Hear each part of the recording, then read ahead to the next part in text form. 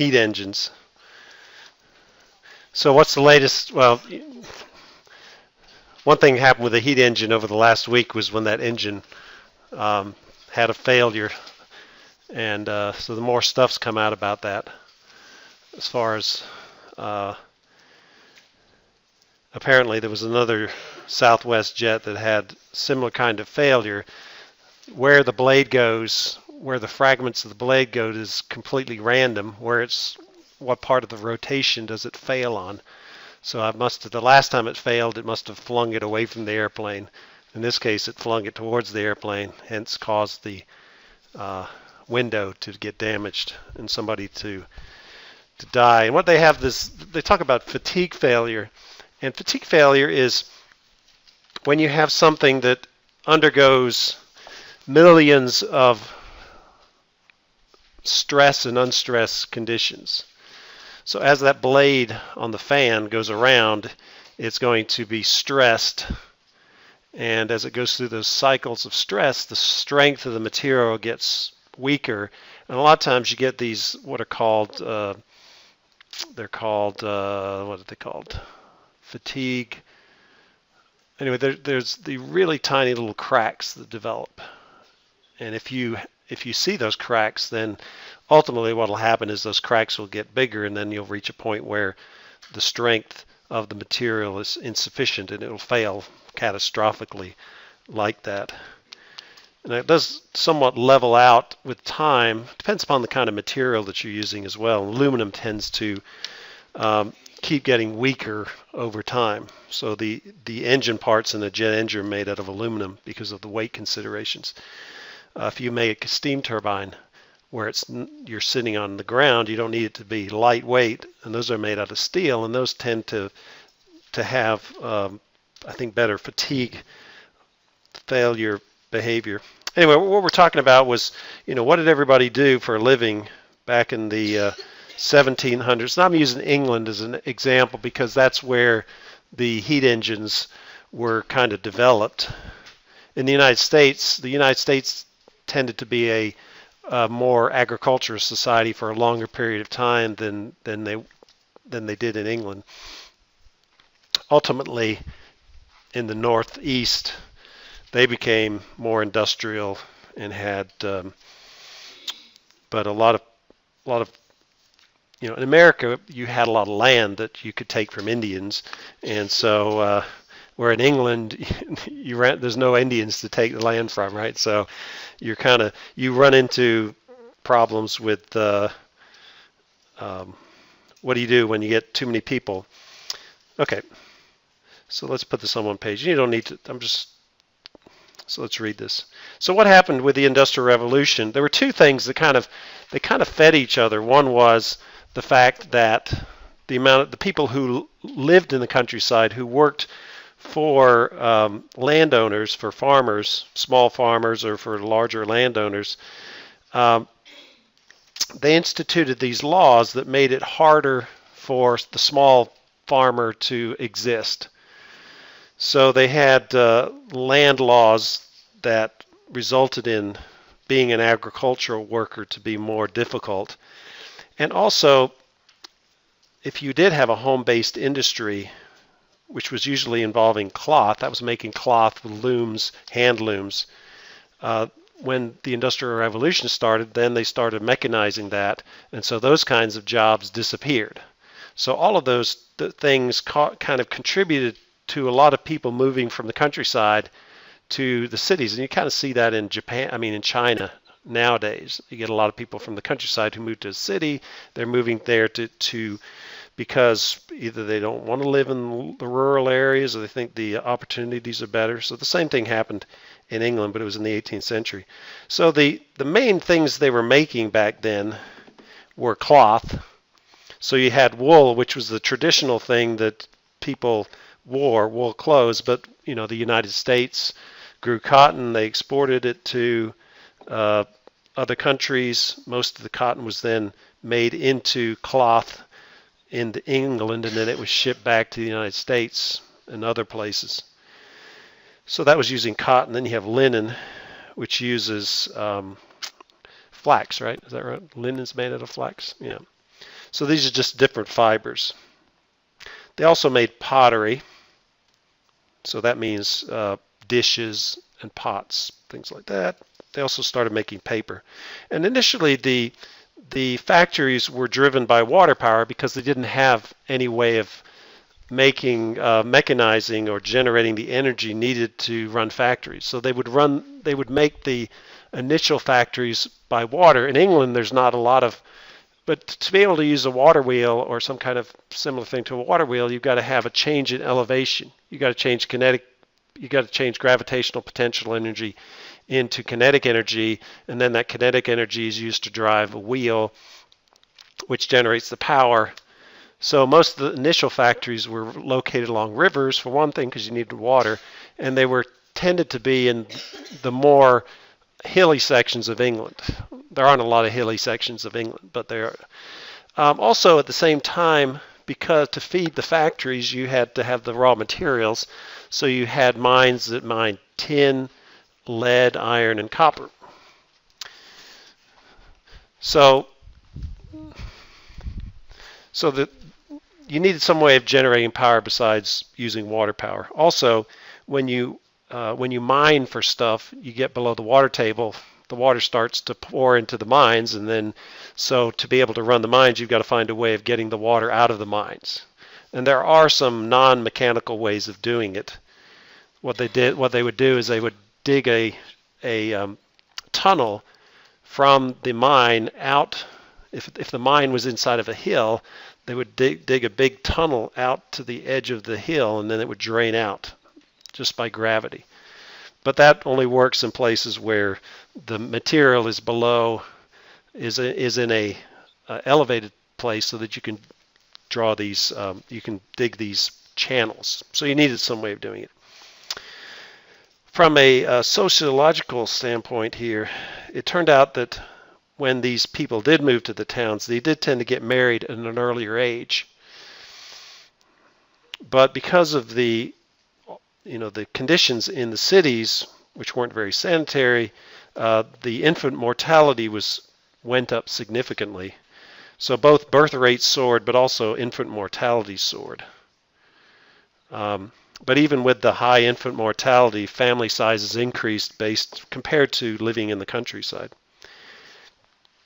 Also, there were certain cases where children and women were actually preferred to work in the factory because they paid them less, and hence a lot of times the fathers of the family became unemployed, whereas their children and the women worked. So they didn't stay home. They went and got drunk, and all the social problems associated with the alcohol. So anyway, now it turned out in some of the worst case scenarios, there was children as young as 5 who worked in factories. And when they worked there, it wasn't 5 days a week, 8 hours a day. It was 6 to 7 days a week, up to 16 hours per day, working in a factory situation. So not good. Not good. Okay.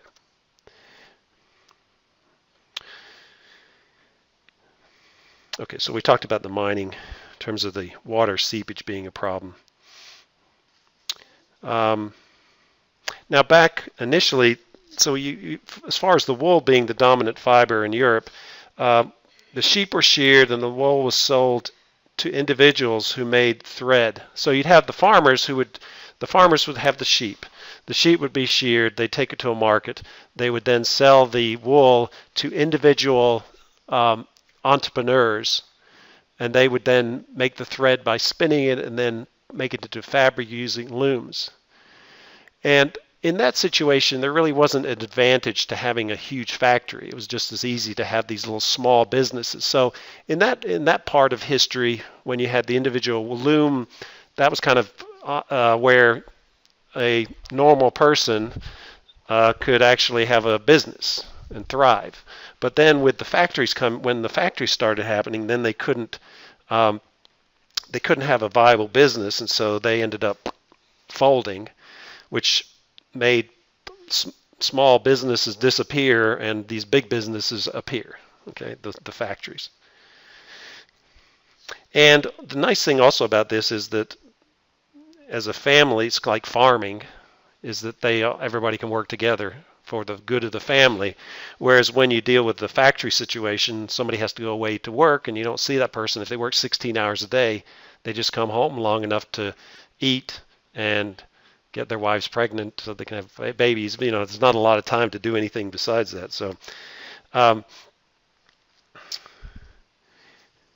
now iron, in that case, back then they would use charcoal instead of coke in its production.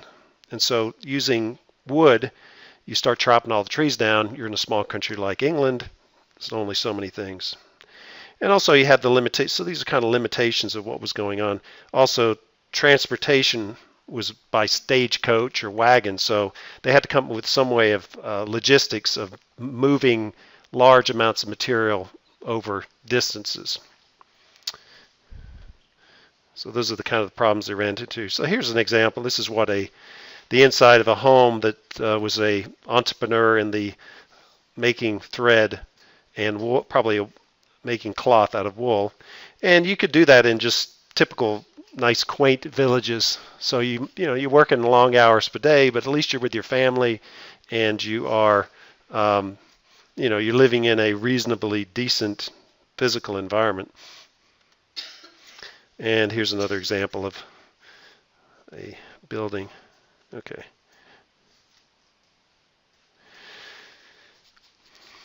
And then you think about how do you heat the house? What do you do to heat your home in the 17th and 18th century? Again, it was mostly wood, but wood is a limited resource. So not only did you need, back here we were talking about raw materials in terms of, where was it? Raw materials. Somewhere. Yeah, tin, lead, iron, copper. We didn't talk too much about coal, but coal ended up being a very big raw material that was needed. Okay, so to make things move along, they had to come up with some way of generating power to drain the water out of the mines, as well as to run these factories at some place other than a place where you have a river that's moving fairly rapidly. So this is kind of the first example of a heat engine. So let me explain how this works. It's pretty primitive. So this would be in the late 1700s. So you had coal, so you're burning coal or something, and then you have a boiler. So this is water. So you're just burning a fire underneath the water, and then above the water you have the steam. So you've got water and steam. They're going to be at the boiling point temperature associated with whatever pressure's in here. Now up here you have a cylinder. So it's just like a piston in a car. So here's your piston, and here's your cylinder. But back then they really couldn't have a large pressure within the cylinder, because it would just blow apart the cylinder. So what they did was they actually used atmospheric pressure to drive this engine. And the way it would work is they would open this valve, and the steam would go up into the cylinder with the piston at the top. And then they would take cold water in this tank, and they would squirt it into the cylinder. And what that liquid water combining with the steam, it would condense the steam, which would create a vacuum. And so this pressure here was less than the atmospheric pressure, which was on this side of the piston, and it would pull the piston down, or the air would push the piston down with the vacuum being behind it. And then what they would do is they would take the water that had condensed and they drain it out and put it here into like a little sump. So when this piston is pushed down because of the atmospheric pressure, it would pull down on this chain, which would cause this thing to rock, and that would pull up on the other side. And connected to the other side would be, this would go down to, for mining, it would go down to the bottom of the shaft, and it would pump the water up. So this side was used to pump the water out of the mine, and this was above ground.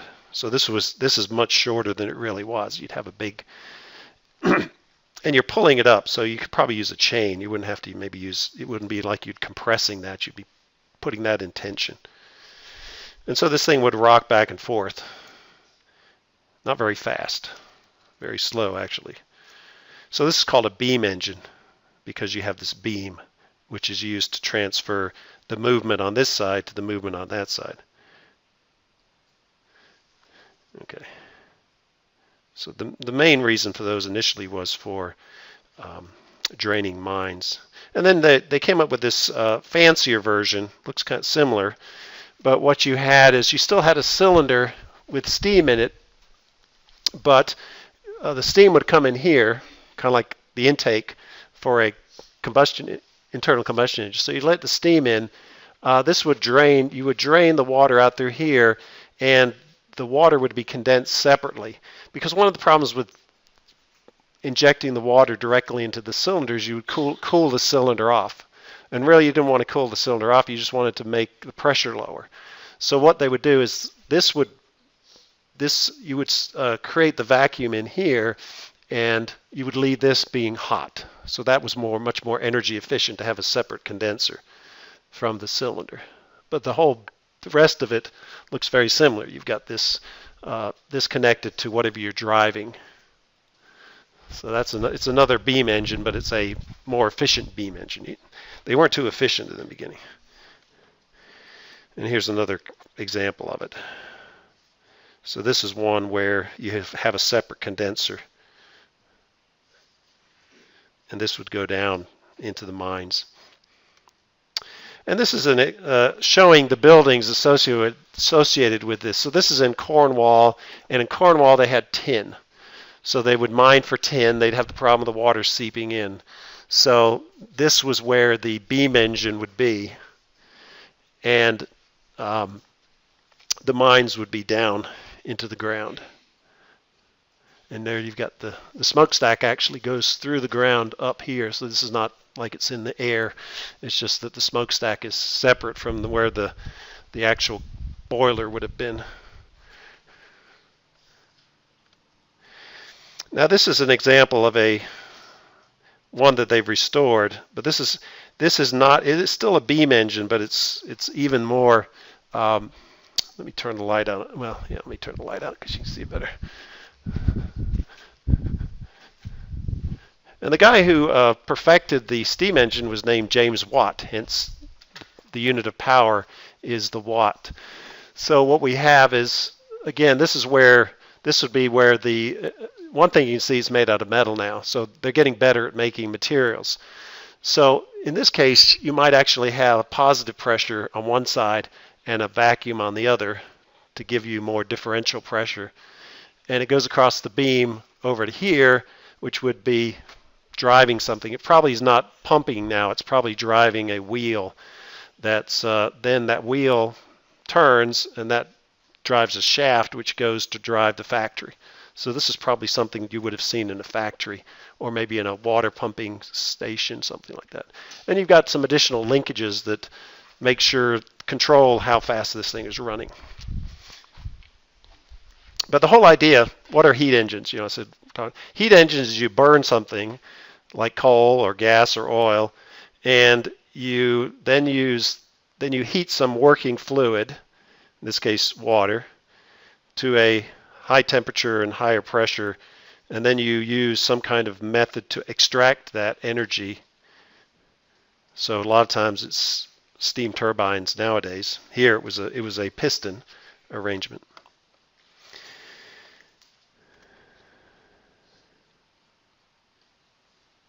So now that we have this way of generating some power, we can have a factory. So the first step in improving the efficiency of cloth manufacture was the production of thread. Rather than hand spinning the thread, a machine was invented that did the spinning.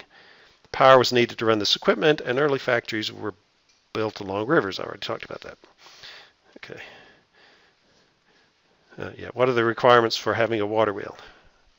Damned if I know, right? You need a dam, right? So,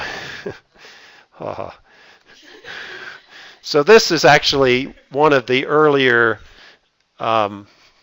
factories, and you can see it's in this valley. and it's placed there because the water in the valley is running fairly rapidly. So this would be where you would have had the the cotton spinning or wool spinning equipment. And next to it is a little village that supported the workers. Where we're staying for 2 weeks is about a mile that way, upriver. And we actually, one time we stayed in one of these little cottages, the workers' cottages, back when the girls were still at our house. This is also known as one of the worst mills for exploiting children. They have ghost stories about kids who come back and haunt the place because of their treatment. What they would do is they would go to London and they'd find orphans and they'd say, "Oh, come on to our factory. You can work and idle hands make whatever the saying is." And they would take them there, and then they would almost be as bad as slave conditions. And they would let them work. I guess if you worked there 5 or 6 years, they would then let you, as you were an adult, you would get to go. But a lot of them never survived, so that was kind of sad. This is another factory that was a little bit further downstream. What they've done now is they've actually converted them into apartments, which is kind of cool. And this is one of the first factories, which is probably another 20 some miles downstream. A guy named Arkwright. So they built these large factories. In each one of these floors would be some kind of cloth manufacture process, making the thread or making the cloth from the thread. There's a river that runs right down through the bottom here. You can't see it. So these were all limited because they had to be in these locations where there was a river running by it. But once you made heat engines, then you could put them other places like Manchester. This is a picture of a beam engine that was used for pumping water. So municipal water supplies. Let's see if this thing still actually works or not. Yeah. So these are huge beams. You can see at what speed they're operating at. So it's not 2,000 RPM here. It's but what would happen is on one side you'd have a beam engine, and on the other side you would have that'd be connected to something that would pump water through municipal system.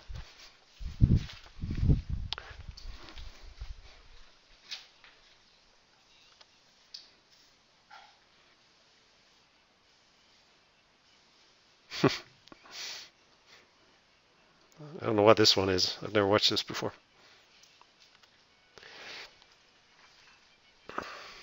So there are people that they have these things you can go visit. You can actually see one of these beam engines, and people do this for a hobby.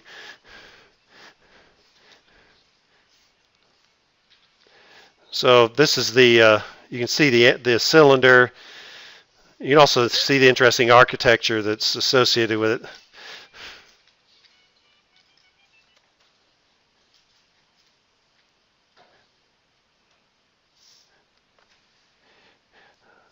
So I think what they're doing right now is that's probably some kind of, that's definitely not drawing it. That's probably did like a vacuum pump or something. It could be lubrication. Who knows what it is? I have to. So once you get the thing going, I guess it's going to start moving very slowly.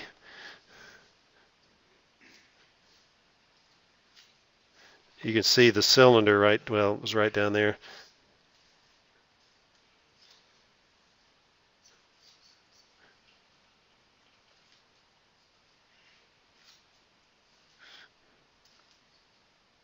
This is where engineers go for fun.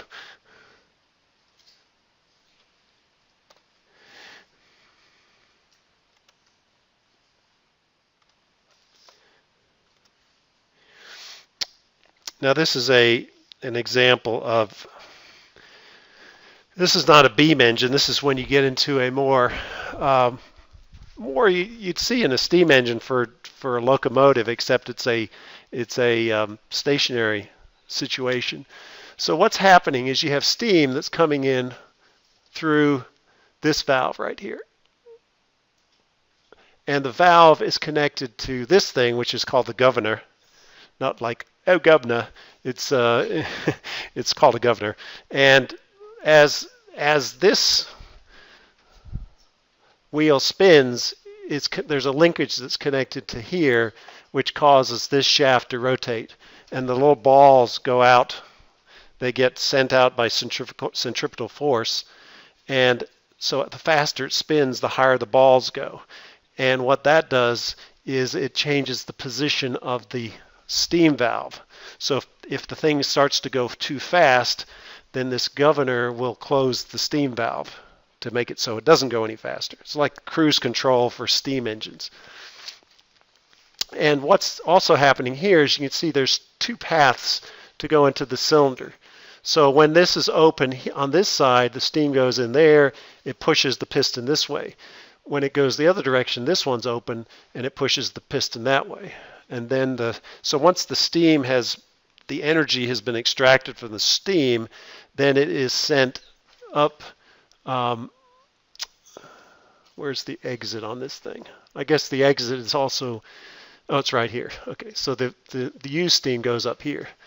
In a steam engine, it goes up the smokestack. So when you see white stuff coming out of a steam engine, that's the steam. If you see black stuff coming out, that's from burning the coal, and they mix together at the end. So this is not just a beam engine, for one thing, because there's no beam, and secondly, it's not using atmospheric pressure anymore because the material for this cylinder is made out of steel, and you can use a high pressure steam in here, high pressure, high temperature steam, and it's dual acting, so it's pushing both directions. And then you want to transfer this this linear motion into a rotating motion, because you have to attach that to a shaft to be able to then transfer that energy to whatever you're using. In this case, I think they're actually transferring it through this belt. There's a belt that goes around this thing right here, and that belt then would be attached to another shaft, which would drive the factory stuff. So there's a lot of interesting things in there too. Okay, so here's the downside. Well, one thing is you can, now that you have heat engines, you can build your factory wherever, and probably in a flat place is even better because it's easier to build stuff on flat spaces. But then you're burning the coal to make the heat engines work, so then you have pollution, you have smog, you have all kinds of nasty stuff. A lot of times the waste products are dumped into the river. You do need some water to still run, to get the water for the steam engine and probably the process that you're dealing with. So then, people move from the nice countryside, idyllic setting, and then they start living in this environment, which has its social impact. So you're making a lot of cloth. Some people are making a lot of money, but there are a lot of people that are working 16 hours a day and living in terrible conditions. Okay, so then you got to deal with that. This is what it would look like inside the factory. So each one of these is a loom making fabric, and the fabrics. So on one side you've got the thread, and the other side, on the other end, you've got the fabric. So you've got to, just like you do this with paper machines, you've got to somehow get the material off of the machines and then start a new spool of fabric. So you can imagine like 9-year-old kids going through here, and the noise is unbelievable because you got all these are mechanical. They're going click, click, click, click. And if you have all these thousands of things click, click, clicking, there's no ear protection. You're walking through here. There's so many opportunities to get your fingers caught in something or your hair caught in something or whatever. So it's a very dangerous situation. I can imagine 16 hours per day, just hearing that noise would drive you crazy, as it was. But all of these are driven. You can look up at the top. You've got shafts that are distributed throughout those. Those are all connected to the heat engine, the steam engine, and their belts, usually made out of leather, that connect the shafts, which are called line shafts, down to each individual machine, and then you have gears that attach or that connect all the different rotating elements in the looms. Number 8 paper machine in Covington still has, they use what's called a line shaft, and they have belts still. So it's not, they're still used on some older equipment. Initially, originally these were driven by a water wheel, but then you have the heat engines to do that. So the whole basic idea here is the whole industrial revolution was based on needing power somehow or another, and that power was delivered by heat engines. And you needed the coal, so then you had to dig the mines for the coal to run the heat engines, and it's all interrelated.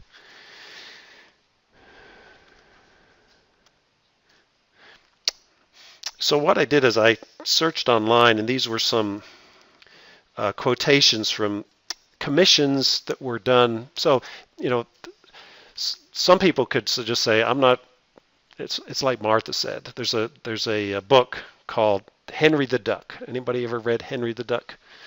So Henry the Duck, I think he likes lollipops or something like that. And at the end of the book, he's trying to stop from eating lollipops, and he says something about, I can't remember the exact words, but he basically looked away. He didn't want to see it because he didn't need the temptations of the lollipops.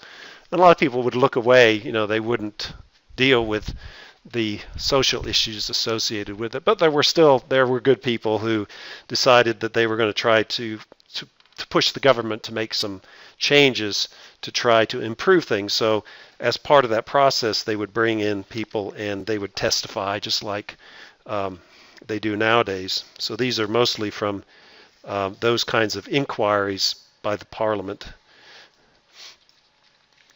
So here, Lord Shaftesbury, I guess these must be other guys, were all Tories, though they were accused of being socialists.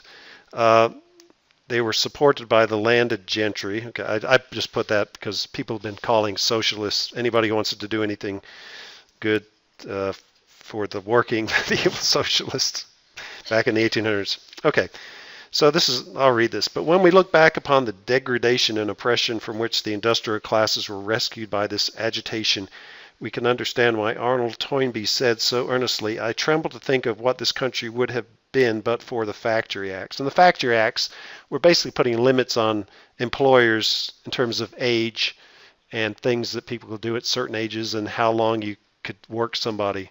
Because unless you have laws, to some extent, regulations, human nature is to take advantage of your fellow human being, unfortunately.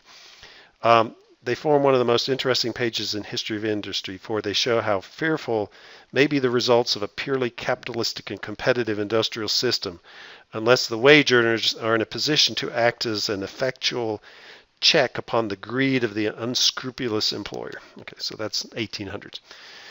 And you can think about that. What's a recent example is teachers, the teacher strikes. At some point you don't get a salary increase. The cost of living keeps coming up. The insurance gets more expensive. At some point, you're squeezed, and you go to college and get loans, and you can't pay off your loans, and you can't, you get to a point where you're fed up. Okay, at some point you get fed up, and so then then what was the word here? You rise up or something like that. Unless the wage earners are in a position to act. So in this case, actually, teachers have a pretty good. You have to have some kind of well,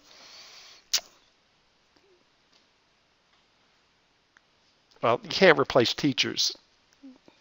If the mill goes, if the mill goes on strike, what they do is they will take the foreman and the engineers and everybody else, and they'll try to keep the plant running without the hourly workers. It's not much fun for the people who are still left there because they work 12 hours a day, 7 days a week, but there is a way of doing it. But if you have teachers, and they say we're not going to teach anymore because they have been so economically harassed, I guess is a good word, that there's not a surplus of teachers. So if the teachers go on strike as a group, then how do you deal with it? I mean, they have a lever to cause change to happen. So that's kind of an interesting, that's probably the most recent example of that. So this is another liberal comment here. But then came the great Continental Wars and the Industrial Revolution, and it is a sad but significant fact that although the total wealth of the nation vastly increased at the end of the last century and the beginning of this, none of that wealth came into the hands of the laborers, but went entirely into the hands of the great landlords and new capitalist manufacturers, and was spent in enormous expenses on foreign wars. So, you think about Iraq, Afghanistan, Syria, we spend a huge amount of money. You can also talk about income inequality. So that's nothing new. This is a graph showing the ages of various people working in a factory. So the youngest person is 9, and they say who cannot read, who can read and write, and the total number of people. So we've got 17 9-year-olds that are working there. 12 can read but cannot write. And then as you go up, you can see, 21 to 30 is the largest category, but there's still a huge amount that are below. So think of you guys, 17, working in a factory, 16 hours a day. The other interesting thing is you can see there's hardly anybody here my age. I'm here right there. Got 28 out of however many there are. And your question is, why is that? Well, they didn't retire on a pension and are in the Caribbean drinking margaritas. They probably are dead by now. Okay, so why have they died? It could be that where they work is dangerous and they got killed, or they got sick. It's a completely different situation. Here's one guy, 71 years old, still working in the factory. He can read, but still can't write. So and I think the average work was 69-hour work week. So if you think about that, that's 10 hours a day, 11 hours a day, six days a week. Yeah, here's the comment about old age. You will be very naturally inquire about the old men who are said to die or become unfit for work when they attain 40 years of age or soon after. I tell you, my lord, that you will find from the evidence which follows that there are but few men in any business who much exceed the age of 40, and even these will be found more or less incapacitated. So they are either injured through their work, or they're dead, or they died. So they can't earn any money anymore. And here's a little bit about some comments about worker safety. So in 13 years, during the first 6 of which the number of rovers, these are different jobs in a cotton factory. Rovers, spinners, piercers, and dressers was 100. During the last 7, above 200, only 8 deaths occurred. So you've got about 200 people, and 8 people were killed. Only 8 people were killed. Okay, so that's if we had 8 people killed, and that was with only 200 employees. So you can think about just scaling that up. So the number of weavers during the first 6 years was 200. During the last 7, 400. And in this body of workmen, 40 deaths occurred in 13 years. So it was a dangerous existence. And this gives you a little idea of where these heat engines were used. So I'll just come down here and talk about it. Collieries. Does anybody know what a colliery is? So a colliery is a coal mine. So 592 collieries were using steam. Then you have Wool people making woolen cloth. Here you have somebody who makes wool and cotton.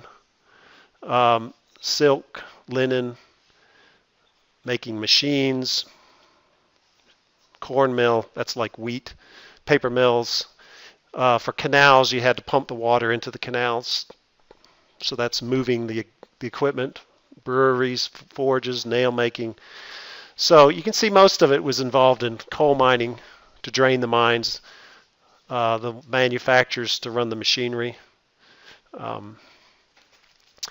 So my ancestors, if I go back, when you have grandparents, you have 4 different families.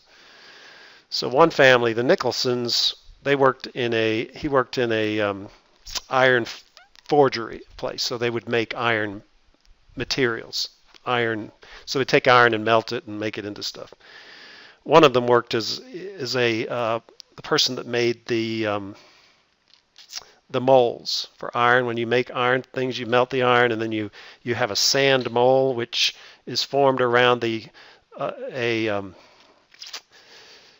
it's usually made out of wood, of the shape that you're trying to create. So you put the wood thing in with the sand, then you close it, and then you take the wood thing out, and it leaves a void, which is the same shape as the thing you're trying to make. And then you pour the molten material into that void, and that creates the thing. So that was one family. The other one was actually, what did he do? He ran like a little grocery store. His father went blind for some reason. I'm not sure what happened there. The other one was coal miners. So they were coal miners. And then the 4th family was, they worked for like a duke or something. Like they were servants. Okay, so that's my illustrious background, which is fine. I'm glad about that. So it was basically 2 of them were in factories. One of them kind of did small entrepreneur type thing, and the other one worked in the stables for somebody who had a lot of money. Okay, babies on drugs. So this is interesting.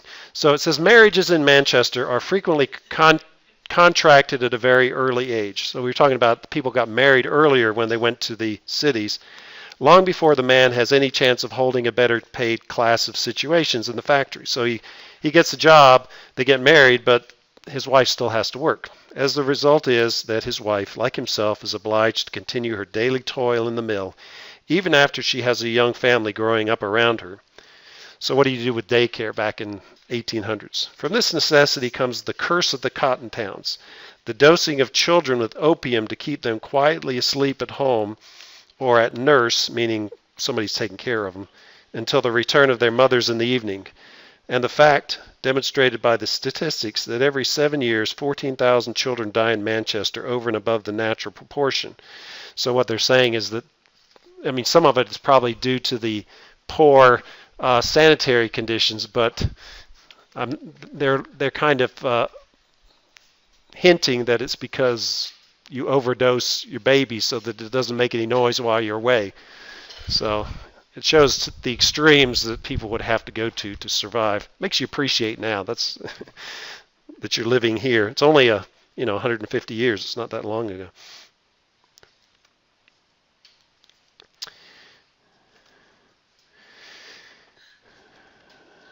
And one of the integral parts of the Industrial Revolution was to move goods around. And the original, before you had steam engines and railroads, they used canals. And this is a map of some of the canals in England. There's also a map here in the United States. So they're actually down here. There was a canal that made it all the way to Buchanan, the James River in Kanawha. It would actually come all the way up to Covington, and then they would go over the mountains and then continue on. So the mountains are always a problem with canals. So similar kind of thing in England. So here's Manchester, here's Sheffield, Birmingham. And a lot of these canals are actually still running these days, not for industrial reasons, but for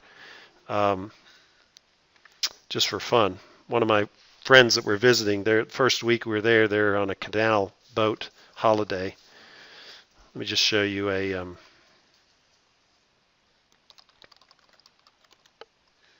UK canal boat holiday. YouTube.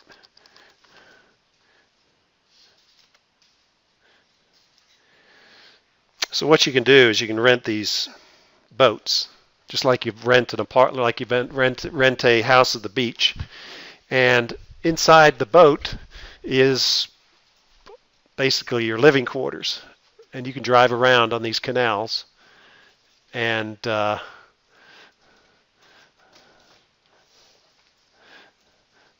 don't think you have to have a special driver's license for driving a canal boat.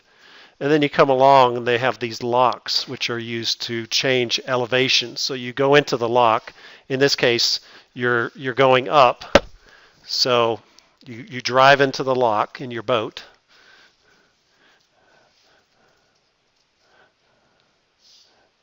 And then you see the ladder, so you climb out. I guess you moor yourself so you don't, there's somebody's attaching the boat. And then you climb out, and then you manually, you can see the person's cranking the thing, so you lift, the boat's lifted up in the lock, and then you go out of the lock, and then the next person goes. There you're going out of the lock. Here we go again. I mean, it's not like you're doing every 2 minutes or something like that. It's kind of an interesting vacation. This one is a double, you can do two boats at one time. And you can see the person up there at the top, they're just pulling on that lever to close the gates. So once those gates are closed, they'll open up the upper gates a little bit, just slowly, so the water fills it up. And then you go out again. And you can go, it's amazing how far you can go in different locations around England on a canal boat. I was going to see if they show the inside of one. Oh, here we go. Yeah, let's look at the inside.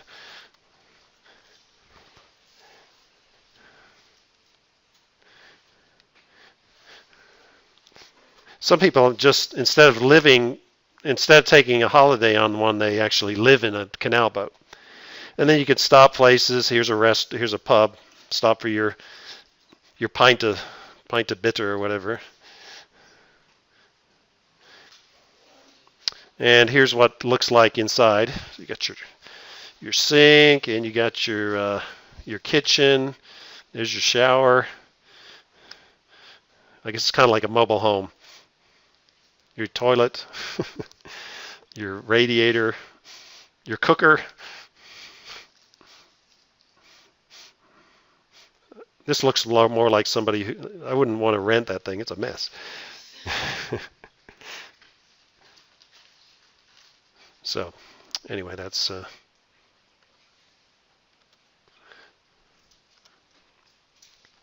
okay. So we'll just say a few more words next time, but that's all for today.